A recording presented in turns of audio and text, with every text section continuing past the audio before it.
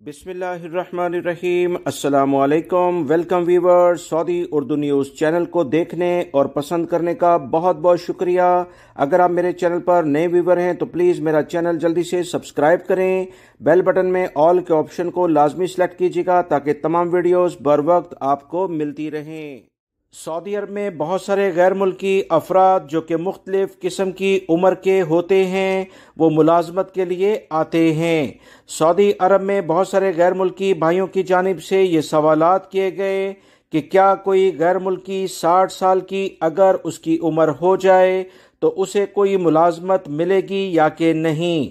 याद रखें, सऊदी अरब में कवानीन बहुत वाज़िया हैं जिसकी तफसीलात इस वीडियो में आपको बताई जाएंगी ताकि गैर मुल्की भाई जो 60 साल की उम्र के सऊदी अरब में परदेश में ही हो जाते हैं क्या उन्हें यहाँ पर कोई जॉब मिल सकती है या कि नहीं।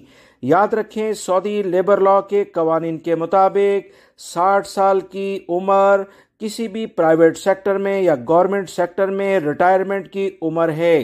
जैसे पाकिस्तान और इंडिया में भी यही उम्र इस वक्त रिटायरमेंट की है। प्राइवेट सेक्टर में फिर भी अगर कोई गैर मुल्की को उसकी काबिलियत को देखते हुए मुलाजमत दे दे तो बिल्कुल कोई मसला नहीं, मगर गवर्नमेंट सेक्टर में 60 साल की उम्र फाइनल उम्र कहलाती है।